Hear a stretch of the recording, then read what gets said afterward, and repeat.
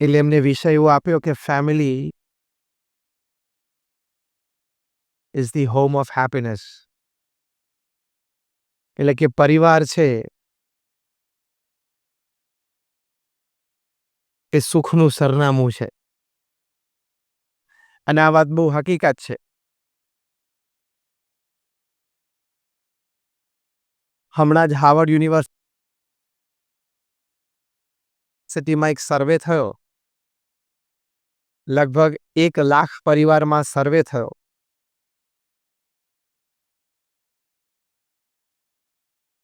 સો કરતા વધારે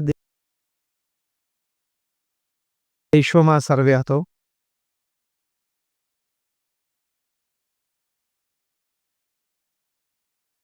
એ સર્વેનો મુખ્ય પ્રશ્ન એ હતો, દરેક પરિવારજનને એવું પૂછવામાં આવતું કે what according to you is the greatest joy upon this earth. એટલે કે આપની દ્રષ્ટિએ પૃથ્વી પર સૌથી મોટો આનંદ શું છે?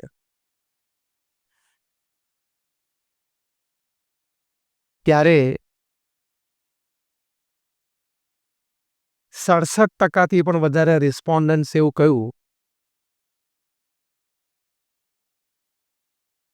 કે પોતાના પરિવારજનો સાથે નજીકના મિત્રો હોય, સગાવાલા હોય, જેના પ્રત્યે આપણને લાગણી અને પ્રેમ હોય,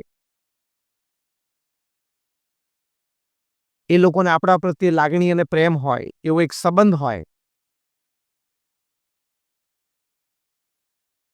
એવી વ્યક્તિઓ સાથે ક્વોલિટી અને ક્વોન્ટિટી ટાઈમ પસાર કરવો એ પૃથ્વી ઉપર સૌથી મોટો આનંદ છે.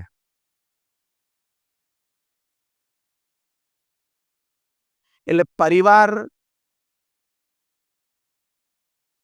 પરિવારજનો સાથે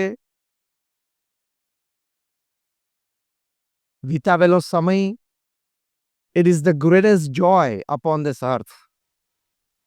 આ સંબંધી ઘણા બધા સંશોધનો થયા છે. ઘણી બધી વાતો આપણને ઉપલબ્ધ થાય છે. ડેવિડ કેરોલ નામના બહુ જ સારા પેરેન્ટિંગ ઉપર વિચારક અને લેખક છે. અને એમને બહુ જ સરસ પુસ્તક લખ્યું છે, સ્પિરિચ્યુઅલ પેરેન્ટિંગ. એટલે કે આપણે માતા પિતા તરીકે તો આપણા બાળકોનો ઉછેર કરીએ છીએ, પણ સ્પિરિચ્યુઅલ પેરેન્ટિંગ એટલે આધ્યાત્મિક રીતે આપણા બાળકોનો ઉછેર આપણે કેવી રીતે કરવો. એટલે ઉછેરમાં એક અધ્યાત્મનું તત્વ, a touch of spirituality in raising your children. તો સ્પિરિચ્યુઅલ પેરેન્ટિંગ પુસ્તકમાં પણ ડેવિડ કેરોલે બહુ જ સરસ વાત ફેમિલી વેલ્યુઝ માટે લખી છે. એમાં પણ એમને લખ્યું છે, એમણે પોતે લગભગ 1,000થી વધારે પરિવારો સાથે વ્યક્તિગત મુલાકાત કરી છે. 1,000થી પણ વધારે પરિવારો સાથે વ્યક્તિગત બેઠા છે. 1,000થી પણ વધારે પરિવારોને એમની સાથે ચર્ચા કરી, એમના પ્રશ્નો સાંભળીને માર્ગદર્શન આપવાનો પ્રયત્ન કર્યો છે. A very vast experience when it comes to family values. Again, I repeat the name. એમનું નામ ડેવિડ કેરોલ અને એમના પુસ્તકનું નામ છે સ્પિરિચ્યુઅલ પેરેન્ટિંગ. આ પુસ્તકમાં પણ એમણે family values, family time, family dinner, એ બધાનો ખૂબ મહિમા લખ્યો છે. એક શબ્દ, એક વાક્ય તો એમને ડેવિડ કરેલું એવું વાપર્યું છે કે family dinner acts as a vaccine for the children, એવો શબ્દ વાપર્યો છે. નાના બાળકોને આપણે જરા રસ્સી મુકાવીએ ને, વેક્સિન મુકાવીએ, જેથી એને અમુક રોગ ન થાય,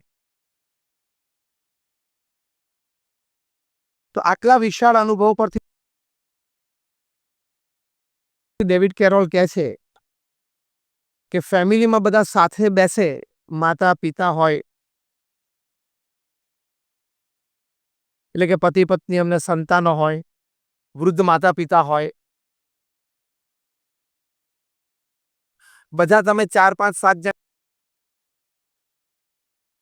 જણા જે પરિવારમાં સાથે રહેતા હોય, સાથે બેસો, સાથે આનંદ કરો, સાથે વાતો કરો, સાથે જમો. તો એમણે એવું લખ્યું છે કે આ જે ક્રિયા એ નાના બાળકો માટે, તમારી જે નેક્સ્ટ જનરેશન છે, નવી પેઢી છે, એની માટે વેક્સિન જેવું કામ કરે છે. It acts as a vaccine for the next generation. કે એને ઘણા બધી કુઆદતોમાંથી બચાવે. જેમ પેલી વેક્સિન તમે નાનપણથી બાળકને આપો તો રોગમાંથી બચાવે, એમ આ family time it acts as a vaccine, it પ્રોટેક્ટ્સ your children. તમારા બાળકોનું એ રક્ષણ કરે છે. શેમાંથી? ઘણી ખોટી આદતોમાંથી. તો આ વાત બહુ સાચી છે કે family is the home of happiness. દરેક પ્રકારના સુખ જે જીવનમાં વ્યક્તિને જોઈએ, અને એ સુખ માટે જે વ્યક્તિ પ્રયત્નશીલ હોય, એ સુખ માટેનું મૂળ કારણ તો પરિવાર જ છે. અને બહુ જૂના જમાનાથી આપણે એક કહેવત સાંભળતા આવ્યા છીએ કે દુનિયાનો છેડો ઘર. એ આપણે પરિવારમાં સંબંધી એ કહેવત સાંભળતા આવે છે ને, હા કે ના, બધા સાંભળી હશે. એટલે કે પૃથ્વીનો છેડો ઘર. એ કહેવત પાછળ આ બધા અર્થો સમાયેલા હતા. આ બધી વાતો આપણી પરંપરામાં આપણને સમજાવવામાં આવી છે, એટલે વાત બહુ હકીકત છે. તમને કદાચ અત્યારે મનમાં એવો નાનો પ્રશ્ન થતો હશે કે અમે તો સંતો છીએ, અમારે પોતાનો તો કોઈ પરિવાર છે નહીં, કારણ કે અમે તો કઈ લગ્ન કર્યા નથી ને અમે તો બ્રહ્મચારી છીએ. How can I talk on family values? Because I don't have a family. અમારે પોતાનો તો કઈ પરિવાર છે જ નહીં. પણ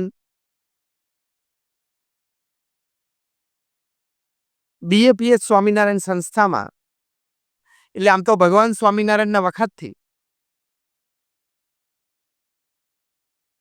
સ્વામિનારાયણ સંપ્રદાયમાં એક પરંપરા છે, એક પ્રણાલિકા છે કે સંતો છે સમાજમાં વિચરણ કરે, એટલે સમાજ અને સંસારમાં વિચરણ એટલે ઘરે ઘરે જાય. એ પરિવારમાં ત્યાં પુરુષ સભ્યો હોય તેની સાથે બધા બેસે. એ પરિવાર સંબંધી કોઈ નાના મોટા પ્રશ્નોની વાત પણ થાય, ચર્ચા પણ થાય. અને એ પરિવારમાં દરેક પરિવારજનને સુટેવો બંધાય એવી વાતો સંતો કરે. એ પરિવારમાં તમામ સભ્યો એ નિર્વ્યસની થાય એવી વાતો થતી હોય. એ પરિવારમાં દરેક સભ્યના જીવનમાં નૈતિકતા એટલે કે મોરાલિટીઝ આવે એ સંબંધી એને પ્રેરણાઓ અપાતી હોય.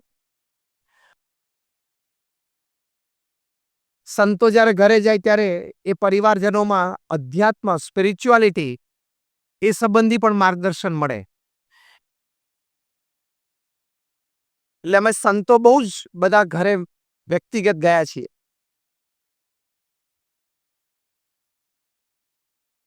પરમ પૂજ્ય પ્રમુખ સ્વામી મહારાજ જે BAPS સંસ્થા, જે સંસ્થામાંથી હું આવું છું, is among the top 10 NGOs of the world.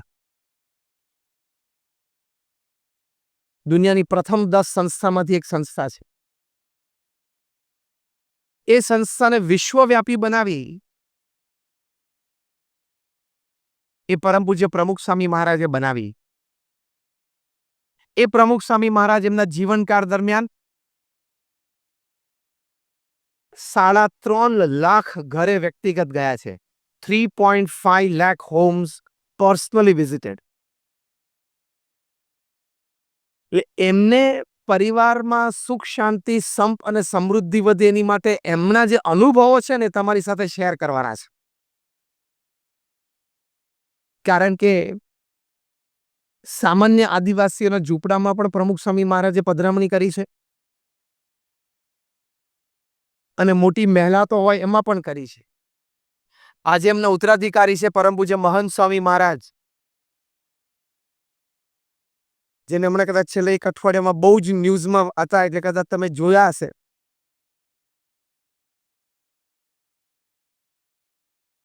પરમ પૂજ્ય મહંત સ્વામી મહારાજે હમણાં 8-9 દિવસ પહેલા 20મી એપ્રિલે મિડલ ઇસ્ટમાં યુનાઇટેડ આરબ એમિરેટ્સ UAEમાં એની રાજધાની અબુધાબીમાં શેખ ઓફ અબુધાબી મોહમ્મદ અલ નયન, મોહમ્મદ અલ ઝૈયદ, એમણે 27 એકર જગ્યા BAPS સંસ્થાને ભેટમાં આપી, દાનમાં આપી. એટલે તમે બધાએ અક્ષરધામ જોયું હશે, yes or no? Just raise your hands. Gandhinagar or Delhi Akshardham? Almost all of you, લગભગ બધાએ. એ અક્ષરધામ જેવું કેમ્પસ અબુધાબીમાં ઊભું થશે આવતા 2 વર્ષમાં.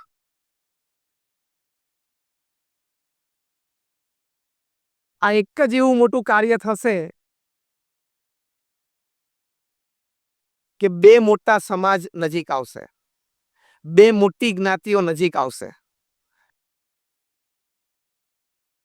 અને એનાથી બહુ જ મોટું પરિવર્તન ભવિષ્યમાં આવી શકે એવી શક્યતા છે. એવું મોટું કાર્ય પ્રમુખ સ્વામી મહારાજે પૃથ્વી ઉપર કર્યું. એમના વિઝડમની વાતો તમારી સાથે શેર કરવાની. મેં કહ્યું એમ એમને 3.5 લાખ ઘરે પધરામણીઓ કરી છે. નાના મોટા વ્યક્તિગત પારિવારિક પ્રશ્નો માટે લોકો એમને પ્રશ્નો એટલે પત્રો લખતા. એવા 7.5 લાખ પત્રો એમણે વાંચ્યા અને એનો ઉત્તર આપ્યો છે. At an unbelievable average of reading and answering more than 70 letters a day without a Sunday for 45 years. Unbelievable. રોજના 70 પત્રો વાંચવા અને જવાબ આપવો એટલે 2-4 દિવસ સુધી નહીં, 45 વર્ષ સુધી. રવિવાર નહીં જોવાનો. પ્રમુખ સ્વામી મહારાજ એવી રીતે ઉત્તર આપ્યા છે. રોજ સવાર બપોર સાંજ 150 વ્યક્તિઓને વ્યક્તિગત મુલાકાત આપી એના પ્રશ્નો સાંભળતા. એના જીવનમાં પરિવારમાં જેમ જટિલ પ્રશ્નો હોય, જેની માટે એને આમ મૂંઝવણ રહેતી હોય, પ્રશ્ન રહેતો હોય, એવા 500 વ્યક્તિઓ રોજ પ્રમુખ સ્વામી મહારાજે 2 મિલિયન 20 લાખ લોકોને વ્યક્તિગત મળીને એના પ્રશ્નનું સમાધાન કરી આપ્યું. રોજ 2 થી 3 કલાક એડમિનિસ્ટ્રેટિવ મીટિંગમાં બેસવાનું. કારણ કે તમે જે અક્ષરધામનું કેમ્પસ જોયું છે એવા નાના મોટા 1200 કેમ્પસ, 1200 પ્રમુખ સ્વામી મહારાજે સિંગલ હેન્ડેડલી ઊભા કર્યા. જે બાંધકામમાં હોય એને ખબર પડે 1200 અક્ષરધામ જેવા કેમ્પસ નાના મોટા ઊભા કરવા એટલે શું. એની સાથે સાથે 80 થી પણ વધારે હોસ્પિટલ્સ, હોસ્ટેલ્સ, સ્કૂલ્સ અને કોલેજીસ એ પ્રમુખ સ્વામી મહારાજે ઊભી કરી, એટલે કે નિર્માણ કર્યું અને એનું સફળ સંચાલન કર્યું. એટલે આટલો મોટો સંપ્રદાય એમને ચલાવ્યો. હમણાં જ 2.5-3 વર્ષ પહેલા જે પોતે ધામમાં પધાર્યા 95 વર્ષની ઉંમરે,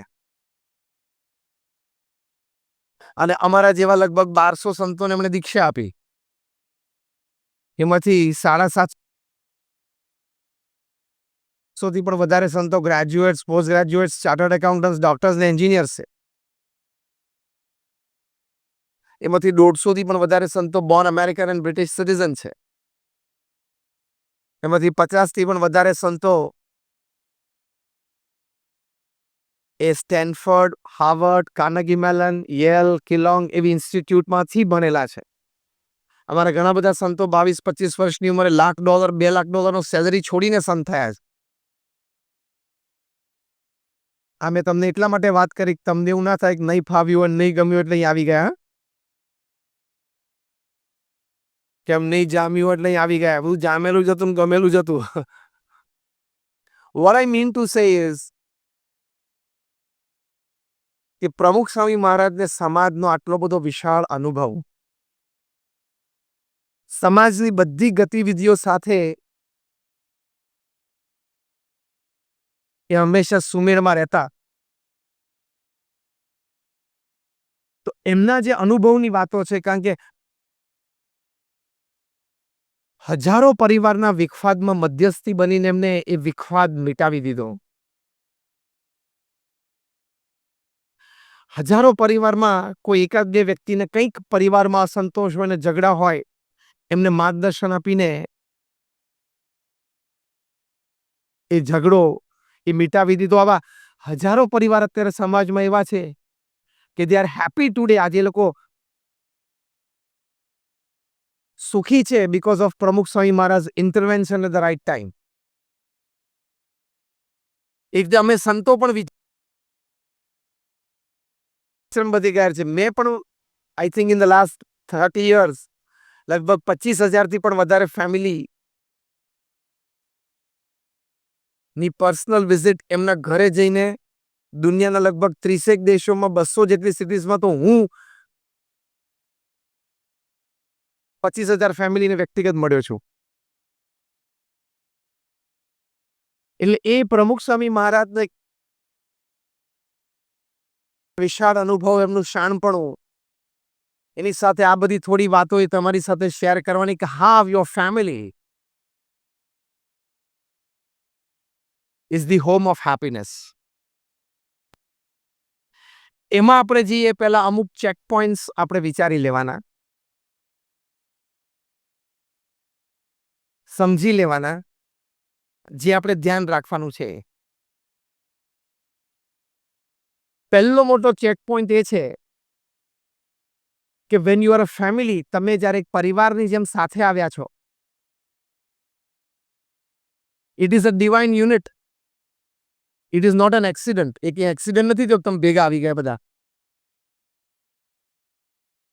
પતિ પત્ની, દીકરા દીકરી, મા બાપ. ઘણી વખત કોઈને એવું એરેન્જ મેરેજ હોય, સોરી એરેન્જ મેરેજ ના હોય, સેલ્ફ અરેન્જ મેરેજ હોય. સેલ્ફ અરેન્જડ મેરેજ હોય તો એ લોકો એમ કે પરિચયમાં કે ખબર નહીં, અમે તો ટ્રેનમાં ટ્રાવેલિંગ કરતા and we accidentally met and then we started a relation, then we got married. But that which you consider as an accident was not an accident. It was a divine design. એ બધું ભગવાનનું નિર્માણ કરેલું હોય છે. પણ તોય તમે એમ કહો marriages are made in heaven, પણ હસતા હસતા એક વાક્ય મેં ઉમેર્યું છું કે marriages are made in heaven but they are lived on earth. એટલે આ બધી વાતો આવશે અંદર. Marriages are made in heaven but they are lived on earth. ભલે સ્વર્ગમાં બધા લગ્ન નક્કી થતા હોય, પણ જીવવાનું છે પૃથ્વી ઉપર ને, એટલે એમાં સ્વભાવ, પ્રકૃતિ બધું આવે. પણ જો એટલે acceptance of a great thought કે આપણે ફેમિલી તરીકે બધા સાથે આવ્યા, તો ભગવાને આપણને સાથે મૂક્યા છે. કંઈક આપણા ગયા જન્મનું એક ઋણ સંબંધ, કંઈક આપણો એક કર્મ સંબંધ હતો એટલે પરિવાર તરીકે આપણે સાથે આવ્યા છીએ અને પરિવાર તરીકે સાથે આવ્યા છે તો આખું જીવન આપણે સારી રીતે બધાએ સંપીને સુમેળે કાઢવું એવું એક નિર્ણય અને નિશ્ચય બધાએ કરવો પડે. Now you can change your spouse, can you? હવે કે તમારા જીવનસાથી તમે બદલી શકવાના છો? કપડાં બદલાય, ઘર બદલાય, કાર બદલાય, પોલિસી બદલાય ઇન્સ્યોરન્સની, પણ you can't change your family member. Family member તો એકવાર તમે ભેગા થઈ ગયા, પતિ પત્ની, હસબન્ડ વાઈફ અને એક કે બે ચિલ્ડ્રન, માતા પિતા. હવે તમારી જિંદગી બરોબર વ્યવસ્થિત સમજીને કાઢવાની જ છે. નાઉ ધ ચોઇસ ઇઝ યોર્સ. તમે અમદાવાદ જવા માટે અહીંયા મુંબઈથી રાત્રે ટ્રેનમાં બેસો, ટ્રેન તો સવારે અમદાવાદ પહોંચવાની જ છે, તમે પણ અમદાવાદ પહોંચવાના છો.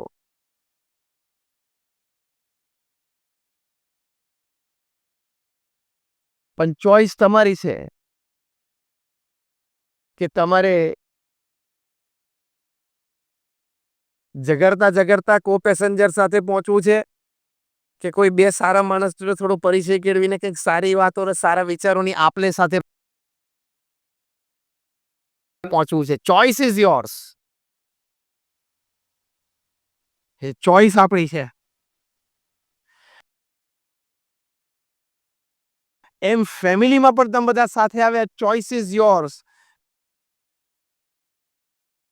કે ઝઘડતા જિંદગી પૂરી કરવી છે, રોજ બધા ટેન્શનમાં પરિવારમાં. તો ઘણા બધા પરિવારો એવા છે સવારથી ઉઠીને બધાને ટેન્શન એકબીજાનું ટેન્શન રહે. તો એવી રીતે પણ જીવન પૂરું થાય છે. અને તમે બધાને સમજીને એક ફેમિલી મેમ્બરનો એક્સેપ્ટન્સ, એક ફેમિલી મેમ્બરને સ્વીકારીને, એકબીજાને સમજીને, થોડું મોટું મન રાખીને, એકબીજા સાથે થોડું અનુકૂળતા કરીને તમે ચલાવી લો તો પણ સરસ રીતે જીવન પૂરું થાય. લાઈફ તમારી પોતાની છે પણ still you are not independent. આ વાક્ય સમજાણું? લાઈફ તમારી પોતાની છે જે તમે જીવો છો, એ સ્ટીલ તમારું એક્ઝિસ્ટન્સ ઇન્ડિપેન્ડન્ટ નથી. હા કે ના? આપણે બધા જ ડિપેન્ડન્ટ છીએ. Do you believe? Yes or no? We are all dependent. આપણે બધા એકબીજા ઉપર આધારિત છે. પતિ પત્ની હોય, સંતાનો હોય, મા બાપ હોય, પછી કાકા કાકી હોય, પછી મામા માસી હોય, પડોશી હોય, પરિવારજન હોય, રિલેટિવ હોય, કોઈ ફ્રેન્ડ હોય. આપણે બધા એકબીજા ઉપર આધારિત જીવન જીવીએ છીએ. કોઈ વ્યક્તિ એકલો તો જીવન પૂરું કરી શકે નહીં, સામાજિક દ્રષ્ટિએ પણ નહીં. અને નાના મોટા પ્રસંગે દરેક વ્યક્તિને પોતાના જીવનમાં સુખ દુઃખ દરમિયાન પોતાની નજીક 15-25 વ્યક્તિઓની મદદની જરૂર પડે જ. તો though we have our own life, we are not independent. We are absolutely dependent. અને એમાં એવું નથી કે આપણે 99% ડિપેન્ડન્ટ, 1% ઇન્ડિપેન્ડન્ટ. 100% ડિપેન્ડન્ટ જ છીએ. તો પછી આપણે ક્યાં હોશિયારી રાખવાની જરૂર છે, ક્યાં કોલર ઉપર રાખવાની જરૂર છે, ક્યાં બે બટન ખુલ્લા રાખવાની જરૂર છે કે આઈ am something. You are nothing. પરિવારજનો આપણને મૂકીને બહારગામ ગયા હોય તો આપણે ના જઈ શકીએ હોય ભેગા કામ ધંધા માટે, તો 2 દિવસ બધા ઘરમાં કોઈ ના હોય તો આપણને સૂનું સૂનું નથી લાગતું? કે વોટ્સએપ પર ફોટા તો મોકલો, તમે લોકો ક્યાં છો, ક્યાં ફરો છો તો અમને કહો, ભલે હું નથી આવી શક્યો પણ. તો પરિવારજન સાથે એ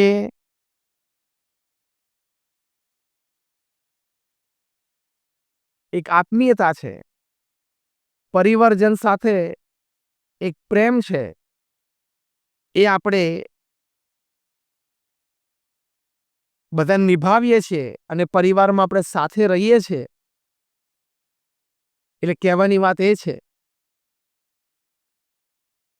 કે family is the home of happiness. આપણો જે પરિવાર છે એ આપણી માટે સુખનું મુખ્ય કારણ છે. તો જ્યારે આપણો પરિવાર જ આપણી માટે સુખનું મુખ્ય કારણ છે તો આપણે આપણા પરિવારને પૂર્ણ રીતે સ્વીકારી લેવાનો. પૃથ્વી પર દરેકનું જીવન, વ્યક્તિગત જીવન કે પારિવારિક જીવન, એ વ્યક્તિગત કે પારિવારિક જીવન એ એક્સેપ્ટન્સ, એડજસ્ટમેન્ટ એન્ડ કોમ્પ્રોમાઇઝ ઉપર જ ચાલે છે. તમે જો દરેકનું જીવન એ એક્સેપ્ટન્સ ઉપર ચાલશે, એડજસ્ટમેન્ટ ઉપર ચાલશે અને કોમ્પ્રોમાઇઝ ઉપર ચાલશે. આ ત્રણ શબ્દમાં દરેકે સ્વીકાર પણ કરવો પડે અને માસ્ટરી પણ મેળવવી પડે. સ્વીકાર, પરિવારજનનો સ્વીકાર. બીજું શું? એડજસ્ટમેન્ટ. અહીંયા કોઈ બેઠા એમ કહી શકે કે મારા ઘરમાં, મારા પરિવારમાં કાયમ મારું ધાર્યું થાય છે? આવીને ઊંચી કરો તો 30-40 વર્ષ લગ્ન થઈ ગયા તો નહીં ને, કે 2 વર્ષ થયા હોય ને, નહીં ને. એડજસ્ટમેન્ટ છે. કોક વખત આપણા મનનું સચવાય, કોક વખત સામેવાળી વ્યક્તિનું મનનું સચવાય. કોમ્પ્રોમાઇઝ છે. સારું થઈ ગયું. તો adjustment, acceptance and compromise is life. એટલે મેં તમને બે વાત કરી. એક તો પરિવારજન તરીકે તમને બધાને ભગવાને ભેગા મૂક્યા છે. It's a divine design. ભગવાનની ઈચ્છાથી તમે પરિવાર તરીકે ભેગા આવ્યા છો, એ વિચાર પહેલો મનમાં રાખવાનો. બીજું કે આપણે આપણા પરિવાર સાથે એડજસ્ટમેન્ટ, એક્સેપ્ટન્સ અને કોમ્પ્રોમાઇઝની ભાવના હંમેશા રાખવાની. કારણ કે હવે આપણે એમાં બદલાવ લાવી શકવાના નથી. હવે એમાં કોઈ ચેન્જ આવવાનો નથી. હવે એમાં કોઈ પરિવર્તનની શક્યતા નથી. આ બે વિચાર તમે મુખ્ય રાખશો તો ઘણી બધી એવી વિચારધારા કે એવા વર્તન જેનાથી તમે વિભાજિત થાઓ એનાથી તમે બચી જશો. તો પહેલી વાત પરમ પૂજ્ય પ્રમુખ સ્વામી મહારાજા એમના વિશાળ અનુભવ પરથી કહેતા. આ એમનો જન્મ શતાબ્દી વર્ષની બધી ઉજવણી છેલ્લા 3 વર્ષથી ચાલે છે. 2021ની સાલમાં ડિસેમ્બર મહિનામાં અમદાવાદમાં 33 દિવસનો મોટો ઉત્સવ થશે. એમનો શતાબ્દી મહોત્સવ, 100 વર્ષનો ઉત્સવ થશે. એ અંતર્ગત સમાજ માટે એમનો એક ઉપદેશ, એમનો એક આ વિચાર દરેકના સુખાકારી માટે. The first thing use to say was, પ્રમુખ સ્વામી મહારાજ કહેતા કે પરિવારજન સાથે અહમ અને મમત્વનો પ્રશ્ન આવવા ના દેવો. મી એન્ડ માઇન, ઈગો એ પરિવારજન સાથે આવવા દેવો નહીં. એ તમારે જ્યાં કરવું હોય ત્યાં કરજો, તમારા ઘરની 4 દિવાલની અંદર નહીં. ત્યાં એડજસ્ટમેન્ટ અને કોમ્પ્રોમાઇઝ ઉપર જ ચાલવાનું. અઠવાડિયા સુધી, 10 દિવસ સુધી તમને ભાવતી આઈટમ ના બની હોય તો એ બૂમો પાડવાની નહીં. થશે, 10 દિવસ પછી થશે. એનો ટાઈમ આવે તો થાય. હકીકત છે ને. તારે તો દર અઠવાડિયે ઢોકળા જોતા હોય, ક્યાંથી કાઢવા? એનો ટાઈમ આવશે એટલે થશે. The fact is this.